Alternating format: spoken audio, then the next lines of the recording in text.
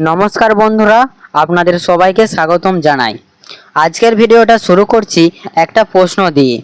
আপনার অন্নপূর্ণা যোজনার টাকা কি এখনও ব্যাংক অ্যাকাউন্টে আসেনি?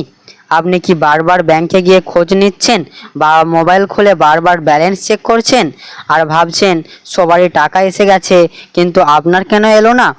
যদি আপনার মনেও এই প্রশ্নগুলি ঘুরে থাকে তাহলে ভিডিওটি একদম শেষ পর্যন্ত দেখুন, কারণ আজ আমরা কোনো গুজব নয়, বরং কী কারণে এমনটা হতে পারে এবং এখন আপনার কি করা উচিত সেটাই সহজ ভাষায় আলোচনা করব।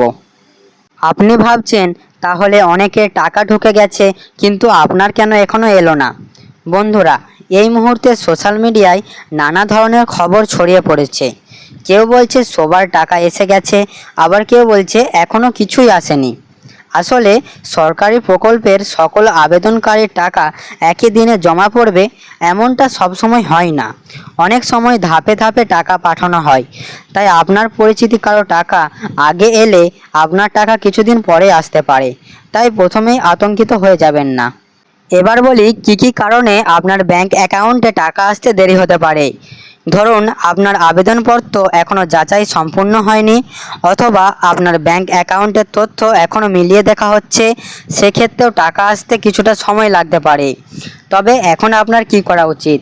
প্রথমে আপনার আবেদন এবং ব্যাংক অ্যাকাউন্টের তথ্য ঠিক আছে কিনা নিশ্চিত করুন। কোনো অচেনা ব্যক্তি বা ভুয়ো ইউটিউবারের কথা বিশ্বাস করে টাকা দিয়ে কোনো কাজ করতে যাবেন না। সরকারি ঘোষণা বা সরকারি দপ্তরের আপডেটের ওপর ভরসা রাখুন।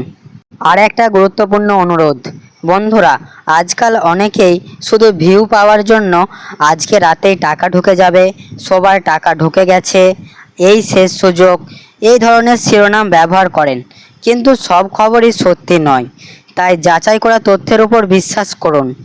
আপনার অ্যাকাউন্টে যদি এখনও টাকা না এসে থাকে তাহলে এখনই হতাশ হবেন না। অনেক ক্ষেত্রেই টাকা ধীরে ধীরে পৌঁছায়, তাই ধৈর্য রাখুন। আর সরকারি কোনো নতুন আপডেট এলেই সবার আগে আমি সহজ ভাষায় জানিয়ে দেব।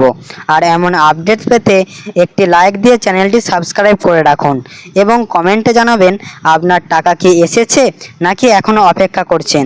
ততক্ষণ ধন্যবাদ, আবার দেখা হচ্ছে পরের ভিডিওতে।